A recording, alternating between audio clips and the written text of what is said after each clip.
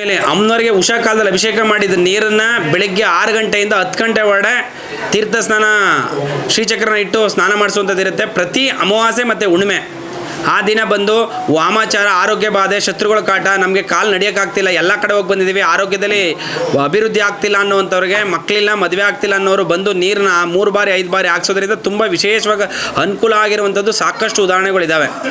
ಪ್ರತಿ ಅಮಾವಾಸ್ಯೆ ಮತ್ತು ಹುಣ್ಣಿಮೆ ರಾಹುಗಾಲದಲ್ಲಿ ಅಮ್ಮನವ್ರಿಗೆ ಅಭಿಷೇಕ ಮಾಡಿದ ನೀರನ್ನ ಹಾಕ್ಸೋದ್ರಿಂದ ನಮ್ಮಲ್ಲಿ ಎಲ್ಲ ಕಡೆ ಹೋಗಿದ್ದೀವಿ, ನಮ್ಗೆ ಆ ದೋಷ ಇದೆ, ಕುಜದೋಷ ಇದೆ, ನಾಗರ ದೋಷ ಇದೆ, ಎಲ್ಲೋದ್ರೂ ಕೂಡ ಪರಿಹಾರನೇ ಸಿಕ್ಕಿಲ್ಲ ಅನ್ನುವಂಥವ್ರು ಶುಕ್ರವಾರದಲ್ಲಿ ರಾಹುಗಾಲದಲ್ಲಿ 10 ಗಂಟೆಯಿಂದ 12 ಗಂಟೆ ಒಳಗಡೆ ಬನ್ನಿ. ಆ ರಾಹುಗಾಲದ ಸಮಯದಲ್ಲಿ ಅಮ್ಮನವ್ರಿಗೆ ಅಭಿಷೇಕ ಮಾಡಿದ್ದನ್ನು ನೀರನ್ನು ದೇವಿ ಇಟ್ಟು ಹಾಕ್ಸೋದ್ರಿಂದ ನಮ್ಮಲ್ಲಿ ಯಾವುದೇ ಥರದ ಸಮಸ್ಯೆ ಇದ್ರೂ ಕೂಡ ಪರಿಹಾರ ಆಗ್ತದೆ. 3 ಶುಕ್ರವಾರ ಅಥವಾ 5 ಶುಕ್ರವಾರ ಬರಬೇಕು. ಇಲ್ಲಿ ಪಾಂಡುಪುರದಲ್ಲಿರೋ ವಿಜಯ ಕಾಳಿಯಮ್ಮ ದೇವಸ್ಥಾನಕ್ಕೆ ಬಂದಿದ್ದೀನಿ. ಇದು 3ನೇ ಸತಿ ನಾನು ಬರ್ತಿರೋದು. ಇವತ್ತು ನಾನು ಅಷ್ಟೊಂದು ನೀರು ಇಸ್ಕೊಂಡೆ. ಒಂಥರ ಮನಸ್ಸು ತುಂಬ ಉಲ್ಲಾಸವಾಗಿದೆ. ಏನರ ಬಗ್ಗೆ ಯೋಚನೆ ಇಲ್ಲ, ಪೀಸ್ಫುಲ್ ಆಗಿದೆ. ಮೊದಲಾದರೂ ಕೈ ತುಂಬ ದುಡ್ಡಿದ್ರು ನಾನಾ ರೀತಿ ಯೋಚನೆಗಳು. ಇವತ್ತು ಎಷ್ಟು ನೆಮ್ಮದಿಗಿದ್ದೀನಿ, ಎಷ್ಟು ಖುಷಿಗಿದ್ದೀನಿ, ಅಷ್ಟು ಖುಷಿಗಿದ್ದೀನಿ. ಮಕ್ಕಳ ವಿಷಯದಲ್ಲೂ ಅಷ್ಟೇ. ನನ್ನ ಮಗ ಚಿಕ್ಕವನು ಸ್ಟಡೀಸ್ ವಿಷಯದಲ್ಲಾಗಲಿ, ನನ್ನ ದೊಡ್ಡ ಮಗನ ವ್ಯಾಪಾರದ ವಿಷಯದಲ್ಲಾಗಲಿ ತುಂಬ ಒಳ್ಳೇದು ಮಾಡಿಕೊಟ್ಟಿದೆ ಅಮ್ಮ. 3ನೇ ಸತಿ ಬರ್ತಿರೋದು. ಲಾಸ್ಟ್ ಟೈಮು ಇಲ್ಲೇ ದೇವಸ್ಥಾನಕ್ಕೆ ಬಂದು ಒಂಥರ ಉಲ್ಲಾಸ ಆಯಿತು. ತುಂಬ ಅಂದರೆ ದೇವ್ರ ಮೇಲೆ ಅಷ್ಟು ನಮಗೆ ನಂಬಿಕೆ ಬಂದಿದೆ. ಮುಂದಿನ ದಿನ ನೋಡೋಣ. ಮೇಡಮ್, ಇವಾಗ ನೀವು ತುಂಬ ಹೇಳ್ತಾ ಇದ್ರಿ, ತುಂಬ ಒಳ್ಳೇದಾಯ್ತು ಅಂತ. ಜನಗಳಿಗೆ ಏನು ಹೇಳ್ತೀರಾ ಇದ್ರ ಬಗ್ಗೆ? ನಾನು ಯಾರು ಕಷ್ಟದಲ್ಲಿದ್ದಾರೆ ಅವ್ರು ಮಾತ್ರ ಬನ್ನಿ ಅಂತಲ್ಲ, ಯಾರು ಚೆನ್ನಾಗಿ ಖುಷಿಯಾಗಿದ್ರು ಬಂದು ಒಂದು ಸತಿ ಅಮ್ಮನ ಸನ್ನಿಧಿಗೆ ಬಂದು ದರ್ಶನ ಮಾಡ್ಕೊಂಡು ಹೋಗಿ ಅಂತ ಕೇಳ್ಕೊತೀನಿ.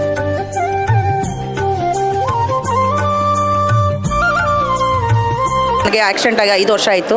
ಯಾವುದೇ ಥರನೂ ನನಗೆ ಎಲ್ಲೋದ್ರೂ ಸಕ್ಸಸ್ಸೇ ಆಗ್ತಾ ಇರಲಿಲ್ಲ. ಅಮೌಂಟ್ ಬರತ್ತವು ಅಂದನೋ ಬರ್ತಾ ಇರಲಿಲ್ಲ. ನನಗೆಲ್ಲ ಕೊಡಬೇಕಾಗಿರೋರು ದುಡ್ಡು ಒಂದು ರೂಪಾಯಿನೂ ಇವತ್ತು ಕೊಡ್ತೀನಿ ಅಂತಾರೆ, ನಾಳೆ ಸ್ವಿಚ್ ಆಫ್ ಮಾಡ್ಕೊಂಡು ಇಟ್ಕೊಳ್ಳೋರು. ಇಲ್ಲಿಗೆ ಬಂದಾಗಿಂದ ಒಂದು ವಾರದಿಂದ ಒಂದು ಸ್ವಲ್ಪ ನನಗೆ ನೆಮ್ಮದಿ ಇದೆ. ದುಡ್ಡು ಕಾಸಲ್ಲೆಲ್ಲ ಕೇಳಿದವರು ಇಲ್ಲ ಅಂತ ಇಲ್ಲ, ತಗೋ ಇಷ್ಟೆಲ್ಲ ಇಷ್ಟ ಐತೆ ಅಂತ ಕೊಡ್ತಾ ಇದ್ದಾರೆ. ಇವತ್ತು ಇನ್ನೊಂದು ತಿಂಗಳಲ್ಲಿ ಆಪ್ರೇಷನ್ ಆಗುತ್ತೆ ಅಂತ ಸ್ವಾಮಿಯವರು ಹೇಳಿದ್ದಾರೆ. ಅದು ಆಗೋಕ್ಕೆ ರೆಡಿ ಮಾಡ್ಕೊಂಡಿದ್ದೀವಿ. ಇಲ್ಲಿಗೆ ಬಂದಾಗಿಂದ ನನಗೆ ತುಂಬ ಸಕ್ಸಸ್ ಆಗಿದೆ. ನನ್ನ ಮಕ್ಕಳನ್ನ ಬಂದಿರಲಿಲ್ಲ, ಇಬ್ಬರೇ ಗಂಡ್ಮಕ್ಳು. ಇಬ್ಬರು ಗಂಡ್ಮಕ್ಳು ಅಂದರೆ ಅವ್ರು ಹೇಳಿದ ಮಾತು ಕೇಳಲ್ಲ, ಏನಿಲ್ಲ. ಈಗ ಸ್ವಾಮಿ ಏನು ಹೇಳಿದ್ದಾರೆ, ನಾನು ಅದೆಲ್ಲ ಚೆನ್ನಾಗಿ ಮಾಡ್ಕೊಡ್ತೀನಮ್ಮ, ಪರಿಹಾರ ಮಾಡ್ಕೊಡ್ತೀನಿ ಅಂತ ಹೇಳಿದ್ದಾರೆ. ನಂಗೆ ಒಳ್ಳೇದಾಗ್ತೈತೆ. ನನಗೆ ಇದರಿಂದ ಜನಕ್ಕೆ ಹೇಳೋದು ಒಂದೇ ಮಾತು, ನಾನು 5 ವರ್ಷ ಎಷ್ಟು ನೋವು ಪಟ್ಟಿದ್ದೀನೋ ಒಂದು ಹೆಣ್ಣಾಗಿ. ಯಾರಿಗೂ ಬೇಡ, ಇಲ್ಲಿ ಏನಿದೆಯೋ ಜನ ಬಂದು ಪರಿಹಾರ ಮಾಡಿಕೊಂಡು ಹೋದರೆ ಅವರಂಥ ಪುಣ್ಯ ಯಾರೂ ಮಾಡಲ್ಲ. ನಾವು ತುಂಬ ಗೊತ್ತಿಲ್ಲದೇ ಇವೆಲ್ಲ ದೇವಸ್ಥಾನ ಗೊತ್ತಿಲ್ಲದೇ ನಾವು ಬೇರೆ ಬೇರೆ ಎಲ್ಲ ಏನೇನೋ ಮಾಡಿ ಒಂದು ಮಗುನೂ ಕಳ್ಕೊಂಡಿದ್ದೀನಿ, ಆಯಿತಾ. ಒಂದು ಮಗು ಕಳ್ಕೊಂಡು 2 ವರ್ಷದ್ದು ಹೆಣ್ಣು ಮಗುನೂ ಕಳ್ಕೊಂಡು ತುಂಬ ಇದು ಮಾಡ್ಕೊಂಡು ಇಲ್ಲಿ ಬಂದಮೇಲೆ ನೆಮ್ಮದಿ, ಶಾಂತಿ ಎಲ್ಲ ಥರನೂ ನೆಮ್ಮದಿ ಇದೆ.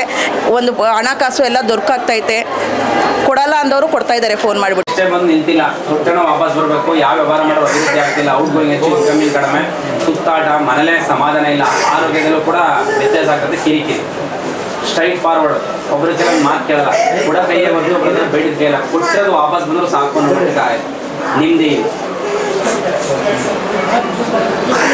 ದೇವ್ರ ಮೇಲೆ ಅಪಾರವಾದ ಭಕ್ತಿ. ಭಗವಂತ ಏನು ಮಾಡಿದ್ರು ಯಾವುದೋ ನೆಲೆ ಆಗ್ತಿಲ್ಲ. ಅವ್ರು ನಿಮ್ಮದೇ ಆದ ಯೋಚನೆ, ಮನೇಲಿ ಆರಾಮಾಗಿದ್ರು ಸಾಕಪ್ಪ, ಯಾರು ಕೆಲವೊಂದು ಮಾತು ಕೇಳದಿದ್ರೆ ಸಾಕು ಅನ್ನೋ ಇಂಟೆನ್ಷನ್ ಜಾಸ್ತಿ. ಅವ್ರು ನಿದ್ದೆ ಮಾಡಲ್ಲ, ಯಾರೇನಾರ ಅಂದರೆ ಅದನ್ನೇ ಮನ್ಸಿಟ್ಕೊಂಡು ಕೊರಗೋದು ಜಾಸ್ತಿ. ಖಂಡಿತ ಒಳ್ಳೆದಾಗ್ತದೆ.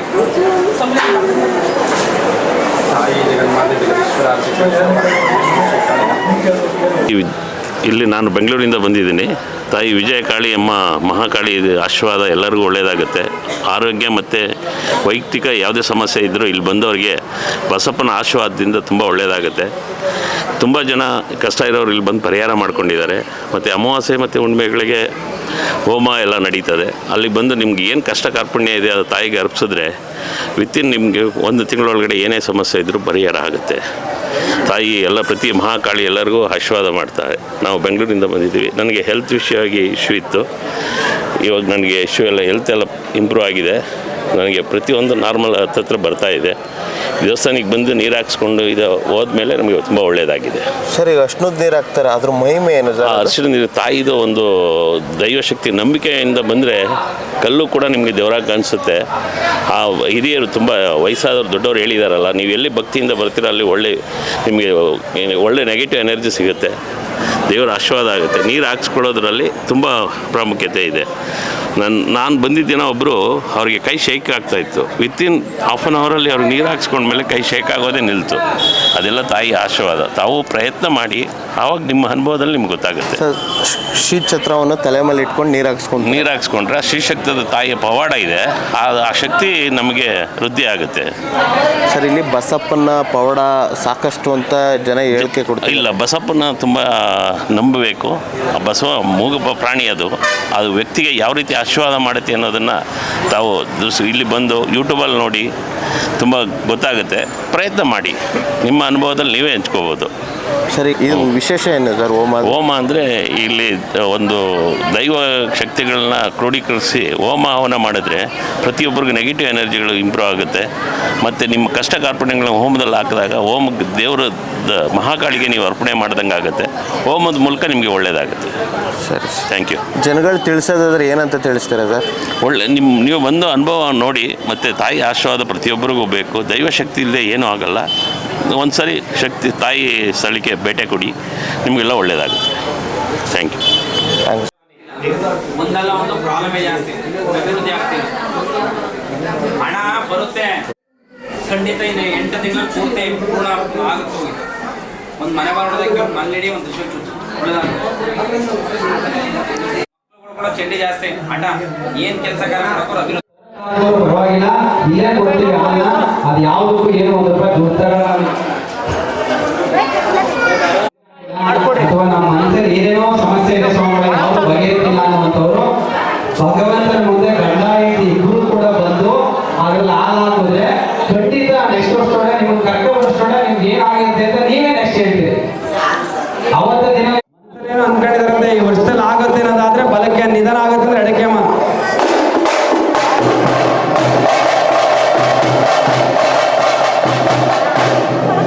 ಭಾರಿ ಸ್ಪೀಡಲ್ಲಿ ಹೋಯ್ತಂತ ಆಗುತ್ತಕ್ಕ.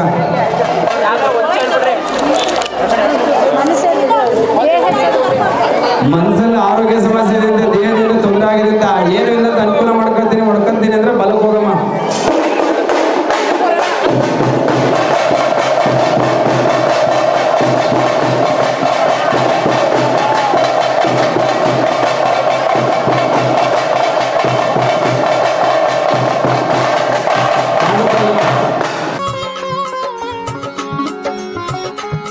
ಓಂ ಶುಕ್ಲಂಬರಧರಂ ವಿಷ್ಣುಂ ಸಜಿವರ್ಣಂ ಚತುರ್ಭುಜಂ ಪ್ರಸನ್ನವದನಂ ಧ್ಯಾಯೇ ಸರ್ವವಿಘ್ನೋಪಶಾಂತಯೇ.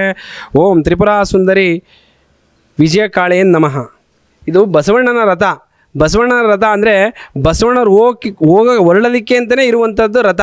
ಅಂದರೆ ಇದು ಯಾವುದು ವಾರ ಊರಲ್ಲಿ ಗುಡ್ಡನ್ನು ಆಯ್ಕೆ ಮಾಡೋದಕ್ಕೆ ಕರೆಸ್ತಾರೆ, ಮತ್ತು ಮನೆ ಗೃಹಪ್ರವೇಶಕ್ಕೆ ಕರೆಸ್ತಾರೆ, ಮನೆಯಲ್ಲಿ ಪಾದ ಪೂಜೆಗೆ ಅಂತೇಳಿ ಕರೆಸ್ತಾರೆ. ಯಾವುದೇ ಥರದ ಸಮಸ್ಯೆ ಇದ್ದರೂ ಕೂಡ ಬಸವಣ್ಣನ ಕರೆದು ಮನೆಯಲ್ಲಿ ಪೂಜೆ ಮಾಡಿಸೋದ್ರಿಂದ ತುಂಬ ವಿಶೇಷವಾಗಿ ಅನುಕೂಲ ಆಗ್ತದೆ. ಯಾವುದೇ ರೀತಿ ಒಂದೊಂದು ಗ್ರಾಮಕ್ಕೆ ಅಂದರೆ ಹಲವಾರು ಗ್ರಾಮಕ್ಕೆ ಹೋಗಿದ್ದೀವಿ. ಒಂದು ಆಂಧ್ರದಲ್ಲಿ ಗುಡಿಪಲ್ಲಿ ಅಂತೇಳಿ ಅಲ್ಲಿಗೆ ಹೋಗಿ ಬಂದಿದ್ದೀವಿ, ಗುಡಿಬಂಡೆಗೆ ಹೋಗಿ ಬಂದೈತೆ. ಮತ್ತು ಒಂದೇ ಕಡೆ ಹೋಗಲ್ಲ, ನಾನಾಂದ್ರೂ ಹೊರ ರಾಜ್ಯಗಳಿಗೆಲ್ಲ ಹೋಗಿ ಬಂದಿದ್ದೀವಿ. ಯಾವುದೇ ಥರದ ಸಮಸ್ಯೆ ಇದ್ರೂ ಕೂಡ ಬಸವಣ್ಣನ ಕರೆಸಿ ಗ್ರಾಮದಲ್ಲಿ ಪೂಜೆ ಮಾಡೋದ್ರಿಂದ ಈ ಸಮಸ್ಯೆಗಳು ಇಂಥ ಸಮಸ್ಯೆನೇ ಅಂತ ಬರಲ್ಲ. ನಮ್ಮ ಹತ್ರ ದೇವಸ್ಥಾನ ಕಟ್ಟಕ್ಕೆ ಪ್ರಯತ್ನ ಪಟ್ಟಿದ್ದೀವಿ ಸ್ವಾಮಿ, ಕಟ್ಟಕ್ಕಾಗ್ತಿಲ್ಲ, ಜಾಗನ ಗುರುತು ಮಾಡಬೇಕು ಅಂತೇಳಿ ಬಸವಣ್ಣನ ಕರ್ಕೊಂಡು ಹೋಗಿ ಬರ್ತಾರೆ.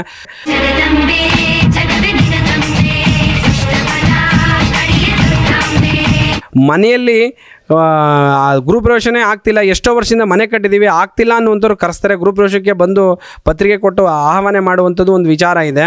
ಮತ್ತು ಮನೆಯ ಊರಿನಲ್ಲಿ ಯಾವುದೇ ಥರದ ಪ್ರಾಬ್ಲಮ್ ಇದ್ದು ಗ್ರಾಮಕ್ಕೆ ಅಭಿವೃದ್ಧಿ ಆಗ್ತಿಲ್ಲ, ಗ್ರಾಮದಲ್ಲಿ ಯಾವುದೇ ದೇವರು ದಿಂಡ್ರುಗಳು ದೇವರು ಪೂಜೆ ಪುನಸ್ಕಾರ ಮಾಡ್ತಿಲ್ಲ, ಗುಡ್ರನ್ನು ಆಯ್ಕೆ ಪಡೆಯೋದ್ರಲ್ಲಿ ತುಂಬ ವಿಶೇಷವಾಗಿ ಅನುಕೂಲ ಮಾಡಿಕೊಟ್ಟಿದೆ. ಮತ್ತು ಕುಡ್ತ ಚಟದಿಂದ ದಾಸರಾಗಿರುವಂಥವ್ರು ಮನೆಗೆ ಕರೆಸಿ ಪಾದ ಪೂಜೆ ಮಾಡಿಸಿರೋದ್ರಿಂದ ಕೂಡ ಕುಡ್ತ ಚಟನ ಬಿಟ್ಟಿರುವಂಥವ್ರು ಸಾಕಷ್ಟು ಉದಾಹರಣೆಗಳಿವೆ. ಈ ಜಾಗದಲ್ಲಿ ನಂಬಿಕೆ ಮತ್ತು ವಿಶ್ವಾಸ ಭಕ್ತಿ ಇಟ್ಟು ಕೇಳಿದರೆ ಭಗವಂತ ಯಾವುದೇ ಕಾರಣಕ್ಕೂ ಕೂಡ. ನಾವು ಇಲ್ಲಿ ಬರ್ತಾ ಇರೋದು 3ನೇ ಸರಿ. ನಾನು ಫಸ್ಟ್ ಟೈಮ್ ಬಂದಾಗೆ ನನಗೆ ತುಂಬ ಅವ್ರು ಹೇಳಿದ್ದು ಭಾಳ ಕರೆಕ್ಟಾಗಿ ಹೇಳ್ತಾಯಿದ್ರು. ಅದರಿಂದ ನಾವು ಮತ್ತು ನನ್ನ ಫ್ಯಾಮಿಲಿ ಕರ್ಕೊಂಡ್ಬಂದಿದ್ದೀನಿ. ಬಂದಾಗ ನಾವು ಏನು ಅಂದ್ಕೊಂಡಿದ್ವಿ ಅದನ್ನು ಕರೆಕ್ಟಾಗಿ ಇಲ್ಲಿ ಹೇಳ್ತಾಯಿದ್ದಾರೆ. ಇವತ್ತು ಬರೋಕ್ಕೆ ಹೇಳಿದ್ರು ನಮ್ಮನ್ನು. ಇವತ್ತು ನಾವು ಸ್ವಾಮಿಯವ್ರ ಹತ್ರ ಮಾತಾಡಿದ್ವಿ. ಅವರು ನಮ್ಮನ್ನು ನೋಡಿದ ತಕ್ಷಣ ನಮ್ಮ ತಾಯಿಯವ್ರನ್ನ ಹೊಸ್ದಾಗಿ ಕರ್ಕೊಂಡ್ಬಂದಿದ್ದೀವಿ, ನಮ್ಮ ತಾಯಿ ಬಗ್ಗೆ ಕೇಳಿದ್ವಿ. ಏನು ಕರೆಕ್ಟಾಗಿ ಅವರು ಹೇಳಿದ್ದೆಲ್ಲ ಕರೆಕ್ಟಾಗಿದೆ. ಇವತ್ತು ಏನು ಹೋಮ ಮಾಡ್ತೀರಿ, ಅಂತ ಹೇಳಿದ್ರು. ಅದಕ್ಕೋಸ್ಕರ ಕರೆದಿದ್ದಾರೆ. ನಾವು ಅದನ್ನು ಮುಗಿಸ್ಕೊಂಡು ನೋಡಿಕೊಂಡು ಹೋಗ್ತೀವಿ. ಎಲ್ಲ ತುಂಬ ಸತ್ಯವಾಗಿದೆ. ಇಲ್ಲಿ ನಡೀತಕ್ಕಂಥದ್ದೆಲ್ಲ ಭಾಳ ನಮಗೆ ಮನಸ್ಸಿಗೆ ಇಷ್ಟ ಆಗಿ ನಮ್ಮ ಕಷ್ಟಗಳು ಪರಿಹಾರ ಆಗುತ್ತೆ ಅಂತೇಳಿ ನಾವು ಬಂದಿದ್ದೀವಿ.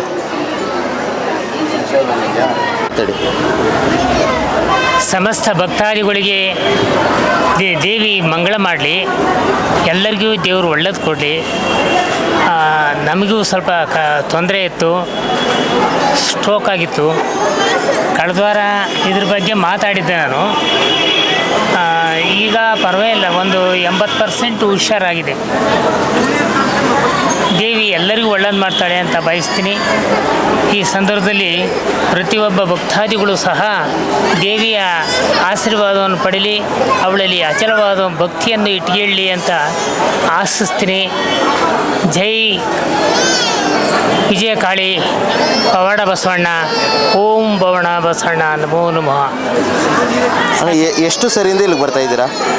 ನಾವು ಈಗಾಗಲೇ 4ನೇ ಸರಿಯಿಂದ ಬರ್ತಾ ಇದ್ದೀವಿ. 4ನೇ ಸರಿ. ಎಲ್ಲಿಂದ ಬರ್ತಾ ಇರೋದು? ಹಾಸನದಿಂದ ಬರ್ತಾ ಇರೋದು.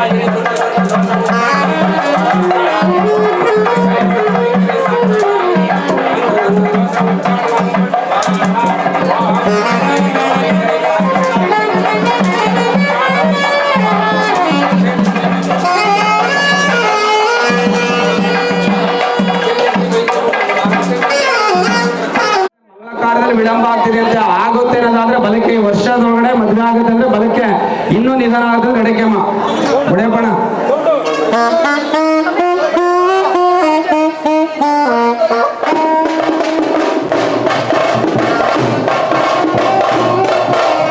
ಯಾವ ಕಡೆ ಹೋಯ್ತಕ್ಕ ಏನಾದ್ರೆ ಬಲಕ್ಕೆ ಎಡಕ್ಕೆ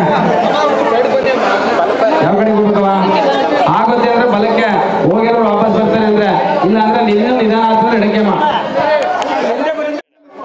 ಮನಸ್ಸಲ್ಲಿ ಅನ್ಕೊಂಡಿದ್ರಂತೆ ಆಗುತ್ತೆ ಅಂದ್ರೆ ಬಲಕ್ಕೆ ನಿಧಾನ ಆಗುತ್ತೆ ಎಡಕೆಮ್ಮ